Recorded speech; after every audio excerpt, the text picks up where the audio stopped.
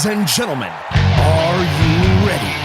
Shit's about to hit the fan. Welcome to Unsanctioned Thursdays on Wrestling with Freddie.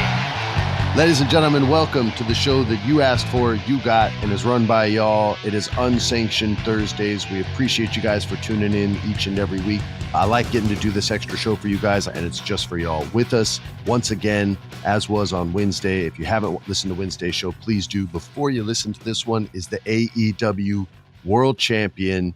He prophesized it. It came true. Mr. Swerve Strickland, thanks for sticking around. How are you once again, sir?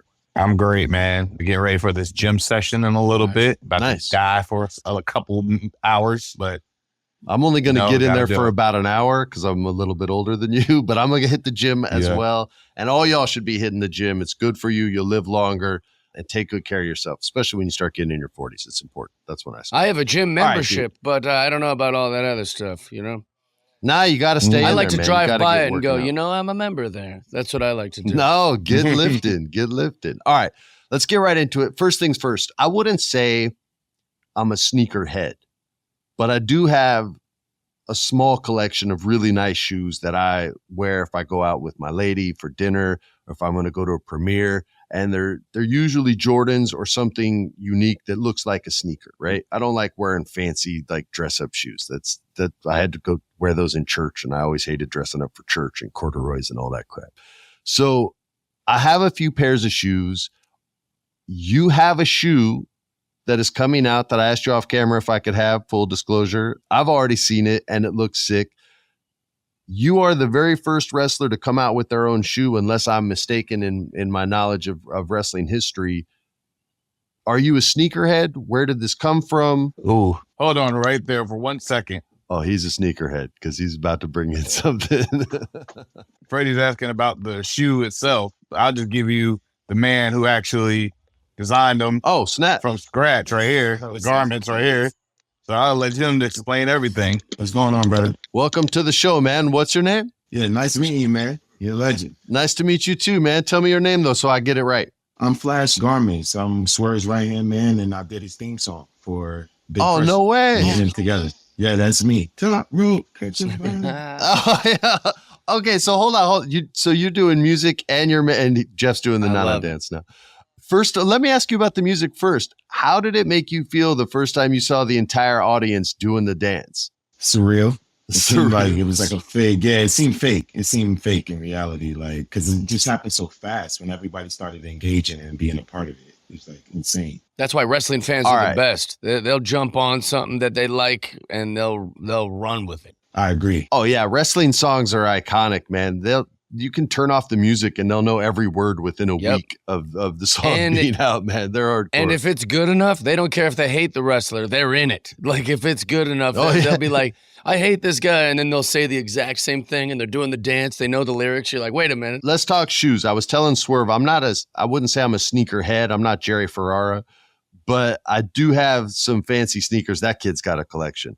I have some fancy sneakers that I like that I wear when I take my wife out or if I go to a premiere or something like that because I don't like wearing dress shoes. Talk to me about the origin of the first shoe that a wrestler has ever come out with in the history of professional wrestling. Well, the origin of this shoe, it all came from so when we first started talking about it was a while ago. It was like turnbuckles, like the material of like the green and stuff like that. But then I was like, I wanted pieces of me and him in it. And when I was designing it, the majority of the shoe was all about Swerve and his style of things and the colors he likes to wear and his military background with this type of material that's here. And then you got the flashiness with my name, Flash Garments, with the Gator-esque, vegan. We gotta make sure it's vegan. But yeah, we got the vegan and then we got the Garments logo here, my logo. And then we got Swerve's logo here. And Mosh was the guy who put it all together and simplified my design. He's the designer who put the whole thing together. So Mosh is like a shoe customizer, but he ended up making his own silhouette. And then I reached out to him. He was like, it would be dope if we did it together. And I told him about Swerve, but he didn't know anything. I told him about Swerve prior to this even happening. And then he started seeing him come up, and he was like, hey, it'll be a good time if we used to do it now. Is this the first shoe you've designed, or is this something that you had It's the done first shoe I've ever, designed. Yeah. Yo, and then, like the 3M pops. This is just the beginning, though. This is just like phase one. This is like, you know, when Michael Jordan did that first one, Tinker Hatfield did that Jordan 1. I think this is the beginning of it. Because he when he wrestled in it, that was like all new. He wrestled in that. We didn't wear tested. Yeah. He wore tested and won in them, which is crazy.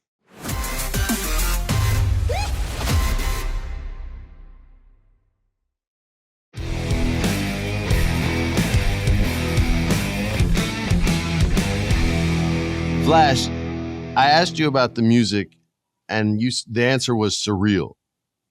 What is it like to watch Swerve Strickland hit his finisher, the Swerve Stomp, on Samoa Joe in your shoes? A dream.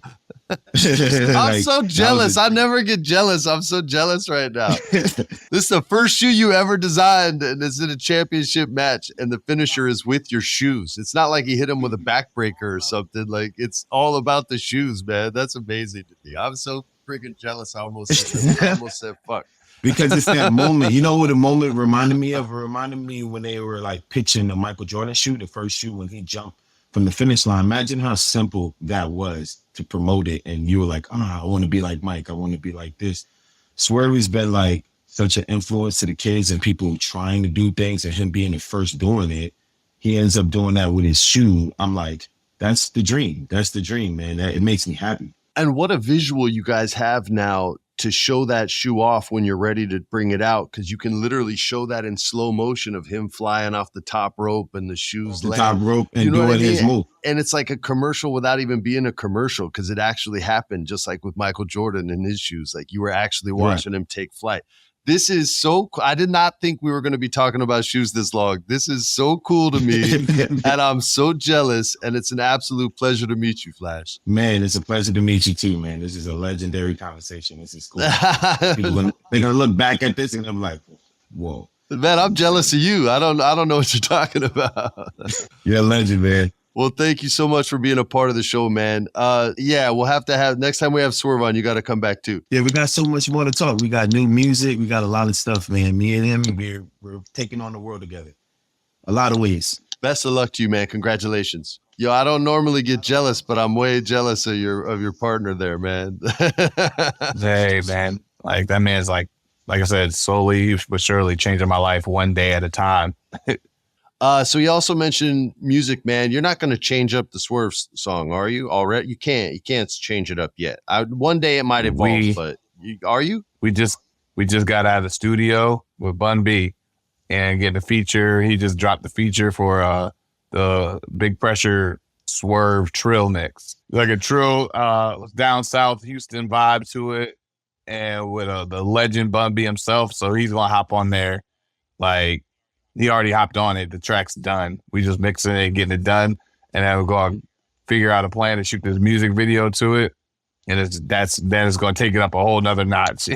Is there anything else that we haven't touched on that you would like to talk about before we thank you and say goodbye? Is there anything that I slipped over that I shouldn't have? Oh, no, man. This Swerve City podcast right now just went up like 200 slots on iTunes. Nice. Apple Podcasts, I think in the US.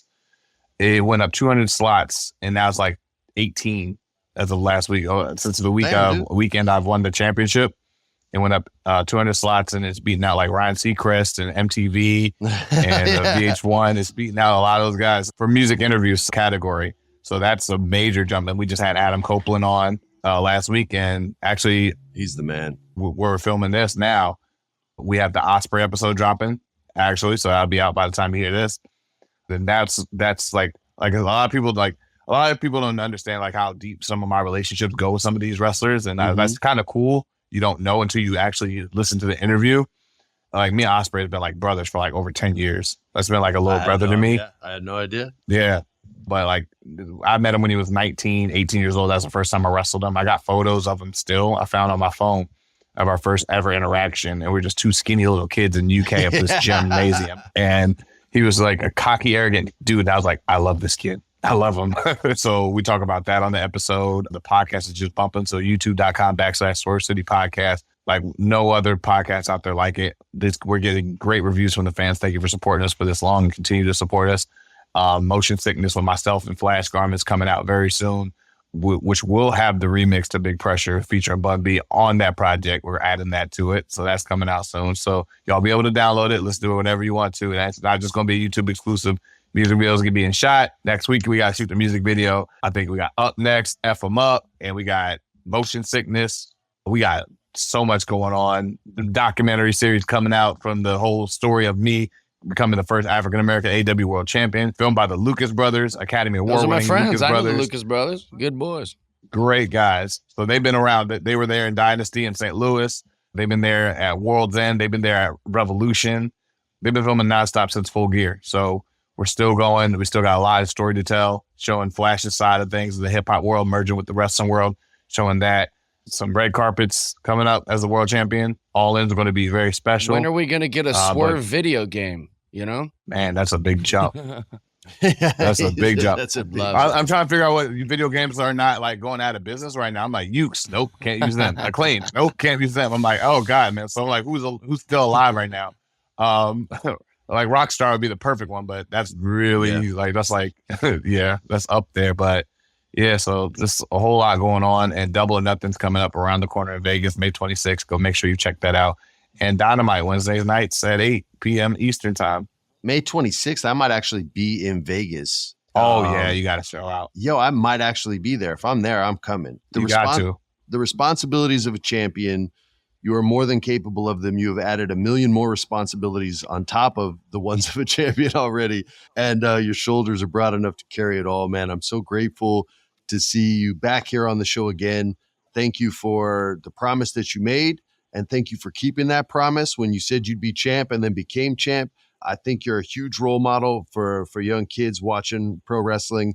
And I think you're an impressive for all us old farts that watch wrestling. You're just an impressive individual. Thank you, man. Got to hit the gym to broaden them shoulders that much more. Man, thanks for doing the show. We'll talk to you again. You're the best, Swerve. Always. Thank you, man. This has been a production of iHeart's My Cultura Podcast Network. For more podcasts from iHeartRadio, visit the iHeartRadio app, Apple Podcasts, or wherever you listen to your favorite shows.